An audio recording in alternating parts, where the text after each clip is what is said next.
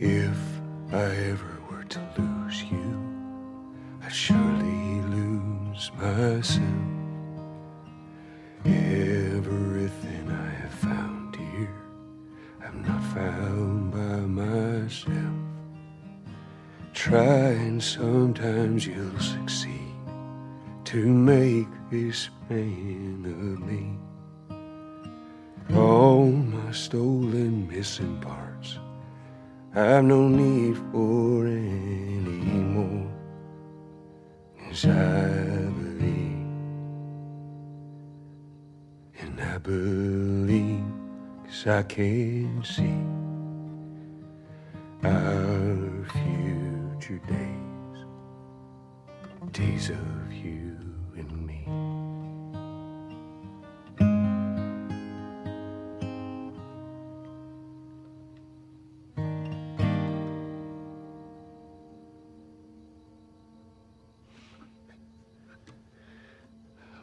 There you go.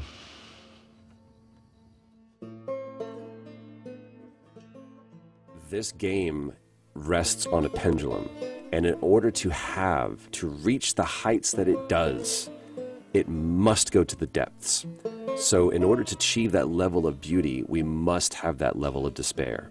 That's how it works. That's the physics of emotion. The Last of Us continua sendo incrível em diversos aspectos. Sua forma de transmitir sentimentos, nostalgia, carinho e qualquer outra representação de afeto é impressionante. Contudo, sua estrutura nunca foi bem elaborada, uma vez que nunca entendíamos até onde aquele mundo iria ou qual seria sua demarcação, mas aproveitando a deixa, o limite que conseguiu representar de forma mais assertiva foi a própria narrativa. Porque eu deixei fazerem os exames.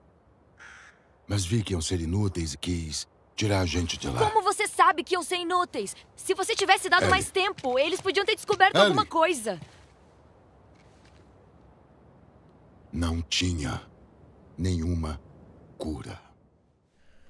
Um dos motes mais aprumados dos jogos de campanha, que possuem uma história dilatada, é se podemos considerá-los uma narrativa ou em que condições se enquadram. Sei que você queria que as coisas fossem diferentes, eu também queria. Mas não são.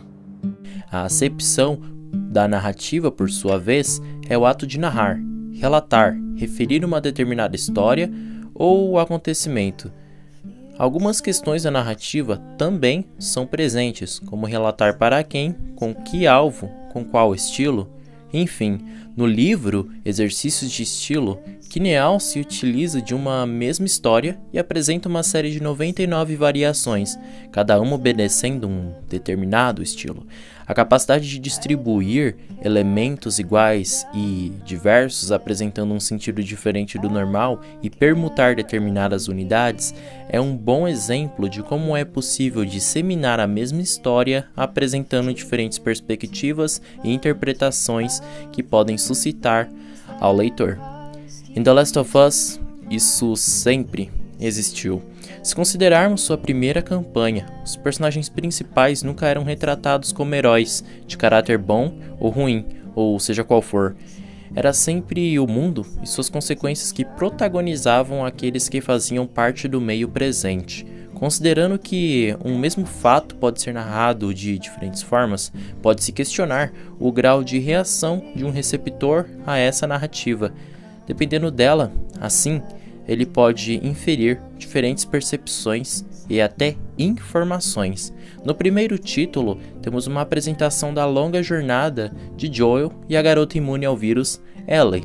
No segundo título, de Ellie em sua fase jovial e sua rival, Abby, antagonista essa, impactada pelas ações de Joel no passado. Apesar de toda a transmissão de informações que a narrativa de The Last of Us Part 2 tentou compartilhar, ainda defendo que todo personagem deve ser dividido em sentimentos.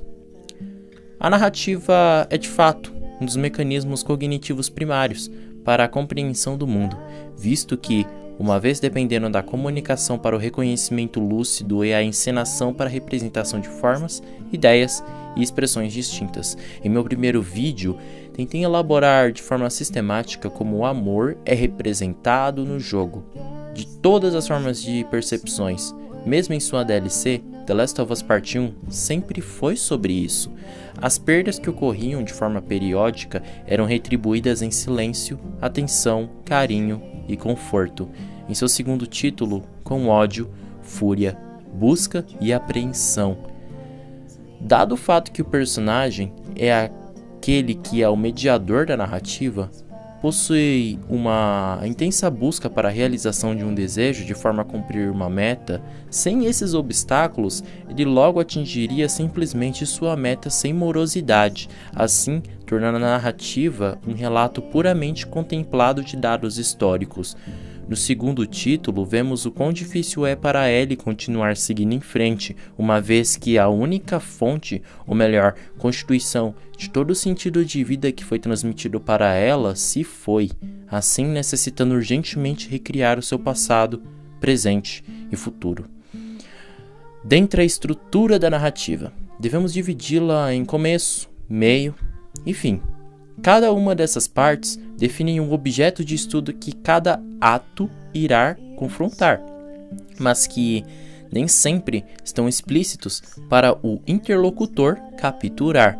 No primeiro ato, a narrativa deve apresentar a introdução da história, os personagens, as circunstâncias em torno da ação, estabelecer um relacionamento do personagem principal com os demais à volta e a atmosfera do mundo também.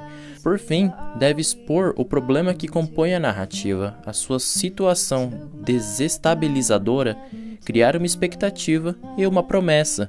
No segundo ato, a narrativa deve apresentar a confrontação, a qual se caracteriza por obstáculos e conflitos que o personagem deve enfrentar para atingir suas metas. Nesse ato também se explicita o problema, ou seja, quando a situação do personagem piora, a ação chega a um limite de tensão na história, o que faz surgir uma crise. No terceiro ato, a narrativa deve apresentar a resolução. Todavia, a resolução não significa um fim, mas sim uma solução. Ou seja, o terceiro ato deve conter a solução de todos os conflitos, problemas, metas, obstáculos que foram criados no decorrer da narrativa.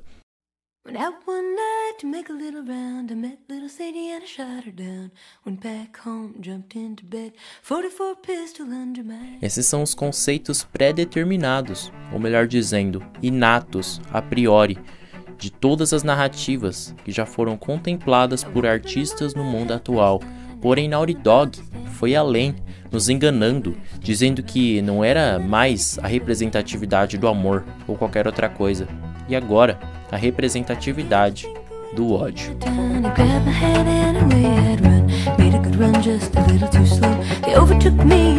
O ódio, por sua vez, se encontrarmos em sua definição mais acessível, seria a aversão intensa, por exemplo, motivada por medo, raiva ou injúria sofrida. Abby é a personagem que, arrisco dizer, transformou a narrativa e a ideia pura de ódio nesses títulos. Muito provavelmente, todos sabem que jogos são um dos meios de arte mais flexíveis quando o assunto é contar uma história. Você pode mover o interlocutor ao seu caminho autônomo com decisões alternativas, mas nunca pode promover o limite maior que o final daquilo que foi pré-determinado. Muitos julgam erroneamente os jogos por isso, em razão de não terem a mesma qualidade que outra obra cinematográfica pode ofertar nesse quesito, mas ainda assim, o ódio foi o sentimento que trouxe essa moção do público, uma capacidade de enxergar o diferente e julgar sob a padronização passada, ou a teoria da prática padrão nos jogos. Não é os sentimentos que definem esses títulos, e sim a capacidade de discernir até onde podem abeirar-se. The Last of Us é um grande teste narrativo interativo em que toda a estrutura de gameplay, cutscenes e plot twists tem o fito único de atingir de diversificadas formas o jogador. Os sentimentos atribuídos são razões naturalistas que movem indiretamente a obra a ser mais realística e viva, coisa que demais títulos não conseguem. Promover espanto nos jogadores, de personagens que amávamos e agora pisoteados, que odiávamos a agora jogarmos, torna a Naughty Dog uma empresa que enxerga jogos como um espelho a qualidade de títulos como o de Fumito Ueda, apresentando uma parte do que é um momento na vida de um personagem, ou seja, uma vida real, uma obra de arte. Questões são as mais excitantes. A capacidade, agora, que temos de esperar que possa existir uma parte 3, não é de que devemos ficar animados ou com ódio do próximo título ser possivelmente ruim em razão do vozerio atual ou de nossos personagens favoritos morrerem ou não. É de esperar a cada momento uma nova questão atribuída que deve nos surpreender no futuro novamente. Vai e vens assim, que mexem com nossos sentimentos e razões mais profundas, que deixam por um instante sua lore de vírus que se espalhou no mundo e ser o foco principal de erradicação, é a razão de que devemos evoluir, mesmo se apresentar um tópico simples, a parar para pensar de forma revolucionária se esses sentimentos de egoísmo, morte e ódio são realmente bons. É incorporar a constituição da filosofia, a capacidade de dizer não ao passado, ou presente, e agora questionar o futuro concomitante. Como você é escroto. Eu não tô tentando... Era pra eu ter morrido naquele hospital. Minha vida teria tido algum valor. Mas você tirou isso de mim.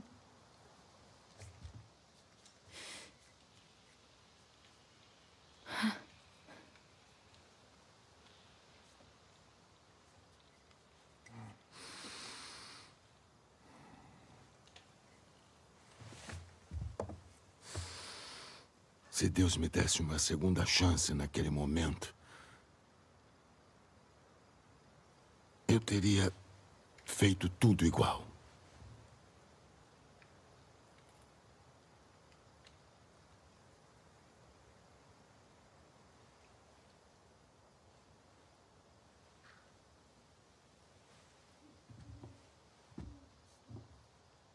Sei.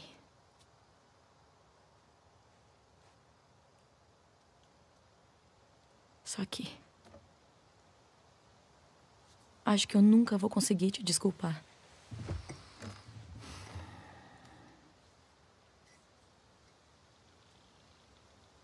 Mas tô disposta a tentar.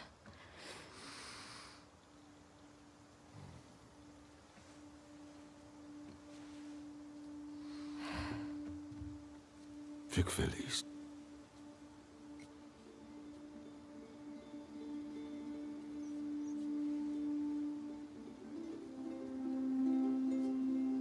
Certo.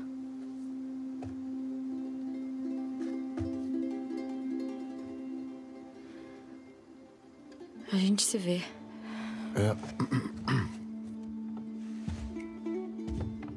Não importa se o odeia ou o ama, o que mais importa é que está democraticamente aberto para o questionamento. Bem-vindos ao Estação Imersiva.